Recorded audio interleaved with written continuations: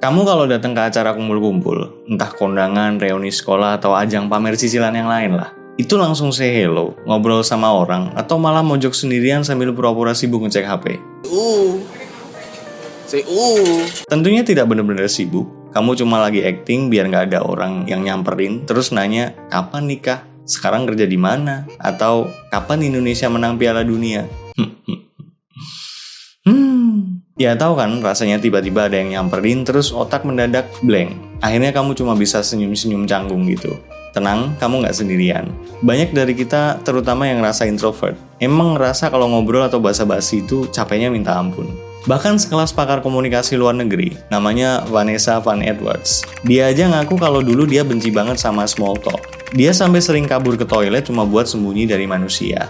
Jadi kalau kamu ngerasa ngobrol asik itu susah, ya wajar, karena kita nggak diajarin caranya di sekolah. Cuma gini teman-teman, salah satu faktor utama kalau kamu pengen sukses dan punya banyak relasi, itu kamu harus jadi ekstrovert dan banyak omong. Ralat, pinter ngomong. Banyak ngomong doang mah, pejabat bikini Batum juga bisa. Tapi gimana dengan orang-orang yang nggak begitu pinter ngomong? Well, biasanya mereka bakal ngerasa rendah diri, minder, dan akhirnya malah milih buat nggak ngomong sama sekali. Lah kok gitu? Iya, karena mereka punya kekhawatiran nggak bisa ngobrol seasik itu. Dan kalau dipaksain, malah berakhir awkward. Even, riset psikologi sosial bilang kalau ngobrol sama orang asing itu sebenarnya nggak seburuk dan se-awkward yang kita bayangin. Tapi saya punya 2 informasi yang hopefully ini jadi kabar baik buat kamu yang ngerasa minder karena nggak jago ngobrol. Yang pertama, kamu nggak perlu bakat buat bisa pinter ngobrol, karena itu skill yang bisa dilatih. Yang kedua, di dalam setiap percakapan pasti ada pola psikologis yang kalau kamu amati, itu bisa bikin orang betah ngobrol sama kamu. Prinsip yang harus kamu pegang kalau pengen bikin orang betah ngobrol sama kamu adalah it's not about you, it's about them. Paham nggak? Bukan tentang kamu, tapi tentang mereka. How to make them feel special. Terus gimana caranya bikin mereka spesial? Gampang. Yang harus kamu ingat adalah semua manusia di muka bumi ini suka kalau didengerin. Apalagi kalau ngomongin hal-hal yang mereka suka. Semua bang, semua. Kalau yang tunarungu bang, nggak usah mancing-mancing. Mereka kan juga punya caranya sendiri buat denger. But anyway, ini semua cuma basic ya. Yang penting kamu udah punya pedomannya dulu. Buat lebih detailnya, saya udah siapin 5 langkah yang bisa bantu kamu ngasah skill komunikasimu. Oke, kita masuk ke langkah pertama, body language. Ini adalah gerbang utama biar orang nggak ngerasa lagi ngobrol sama tembok. Kesalahan paling umum yang orang sering lakuin, dan jujur aja, mungkin kamu juga sering gini, adalah ngobrol sambil megang HP. Bayangin, kamu lagi curhat serius soal beban hidup yang luar biasa berat. Yang kamu ajak ngobrol nanggepinnya, sambil scrolling HP. Gimana rasanya? Males kan? Berasa nggak dipeduliin, berasa nggak penting, bawaannya pengen buru-buru cabut aja. Kadang tanpa sadar, bahasa tubuh kita itu memancarkan vibe, nggak usah deket-deket deh, gue lagi sibuk. Padahal dalam hati, kamu mungkin cuma grogi dan nggak tahu harus ngerespon gimana. Jadi, hal terpenting yang harus kamu lakuin pertama kali pas ngobrol sama orang adalah taruh HP-mu. Taruh di meja atau masukin ke kantong. Jangan cuma di balik layarnya biar kelihatan logonya. Tapi pastikan itu menyingkir dari pandanganmu. Ini adalah sinyal buat ngasih tahu ke lawan bicaramu. Oke, the stage is yours, sekarang lu ngomong, gue dengerin. Setelah HP aman, pastiin badanmu ngadep ke mereka. Nggak perlu sekaku patung pancoran juga sih. Yang penting bau atau muka nih seenggaknya ngarah ke lawan bicara. Tujuannya satu, ngasih sinyal nonverbal kalau kamu itu ada di sana dan tertarik sama obrolan mereka. Terus ini penting juga, dan sering bikin orang salah paham. Kontak mata. Jangan lupa tatap mata lawan bicaramu. Mata adalah jendela hati dan bagian penting dari komunikasi. Kadang orang bisa tahu seseorang itu tulus apa enggak, bohong apa enggak, itu cuma dari ngeliatin mata. Orang akan ngerasa dihargai kalau lawan bicaranya natap mata mereka. Tapi ingat, jangan berlebihan. Natap mata itu kan tujuannya biar kamu terlihat ramah, genuine, bikin lawan bicaramu ngerasa diperhatikan dengan tulus. Maksud saya yang sering bikin salah paham itu, jangan jelalatan, nanti dikira mau maling. Jangan melotot terus-terusan juga, nanti dikira nantang. Atau parah lagi, dikira tukang gendam. Kamu tatap kalem aja dan tahan. Ya, 3 detik cukup lah. Terus buang pandangan pelan-pelan. Lakuin itu sambil sesekali ngangguk pas mereka lagi ngomong. Anggukan itu bukan sekedar leher gerak doang ya. Itu semacam sinyal kalau kamu masih hadir di situ dan dengerin mereka. Percaya deh, cuma dengan nerapin step 1 ini aja, lawan bicaramu bakal ngerasa lebih nyaman dan ngerasa nyambung. Sekalipun kamu belum ngomong sepatah kata pun. Setelah kamu berhasil dengan step 1, hopefully, jangan cuma diem. Step kedua, kamu perlu ngeluarin yang namanya suara konfirmasi.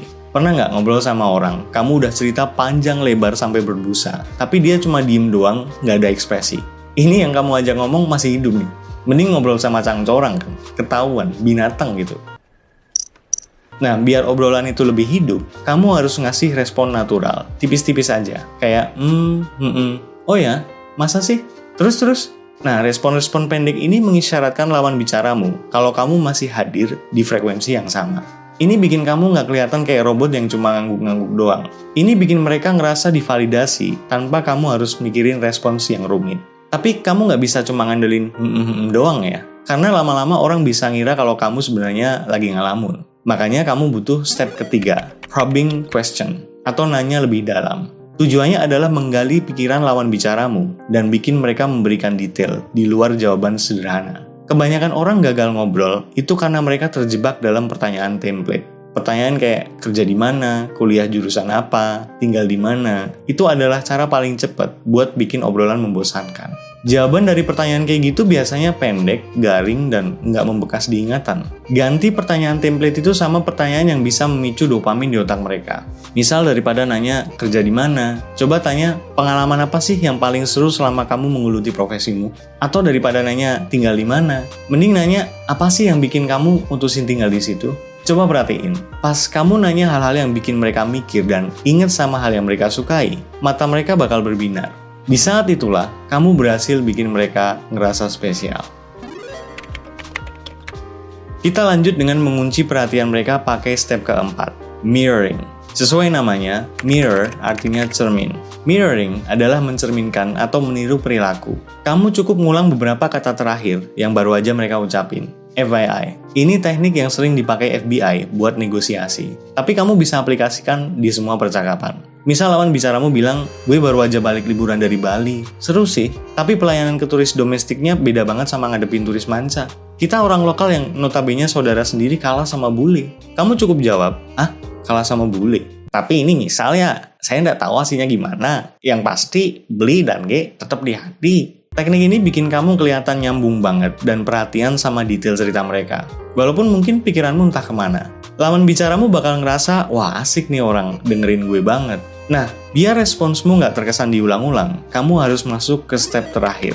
Cari golden topiknya. Kita semua tahu lah ya, setiap orang itu punya tombol semangatnya masing-masing.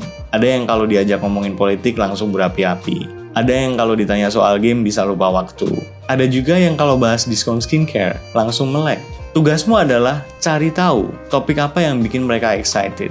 Jangan paksa mereka masuk ke topik yang kamu suka. Ingat prinsip di awal tadi, it's not about you, it's about them. Kalau mereka suka main Mobile Legends, ya jangan diajak debat soal kenapa pejabat kuno lucu-lucu. Ingat, kamu nggak perlu jadi orang paling pinter atau paling lucu buat bikin orang betah. Kamu cuma perlu jadi kaca yang memantulkan kehebatan mereka. Kalau kamu udah nemu golden topik mereka, kamu bisa tutup mulut rapat-rapat dan lihat. Mereka bakal pulang sambil mikir kalau kamu adalah teman ngobrol paling asik yang pernah mereka temui.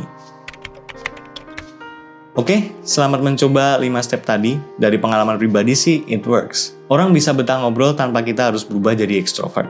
Buat para introvert, ini doable dan sangat menghemat energi. Beberapa orang mungkin mikir, oh gampang ya ternyata. Tapi ada juga yang mungkin masih sangsi dan ngerasa ini cuma teori motivasi yang bakal dilupain 5 menit setelah video ini kelar. No problem, saya paham. Ngubah kebiasaan itu nggak gampang. Tapi yang harus selalu kamu ingat, ngobrol adalah skill. Which means, kamu harus latih itu kalau pengen jago. Yang bikin kamu rugi selama ini ya ketakutanmu sendiri. Kamu hilang kesempatan dapat teman baru, kerjaan yang lebih baik, atau sekedar tahu info diskon. Cuma gara-gara kamu takut kelihatan awkward. So, mumpung video ini masih anget di otakmu, saya punya tantangan buat kamu. Selesai video ini, coba praktekin 5 hal tadi ke orang pertama yang kamu temuin. Mau tukang parkir, teman kantor, atau kurir paket, bebas. Gak usah lama-lama. Buat awal-awal, ya 5 menit aja cukup lah. Coba perhatiin, ada perubahan nggak? Kalau ada, ceritain ke saya ya. Semua bermanfaatin. See ya.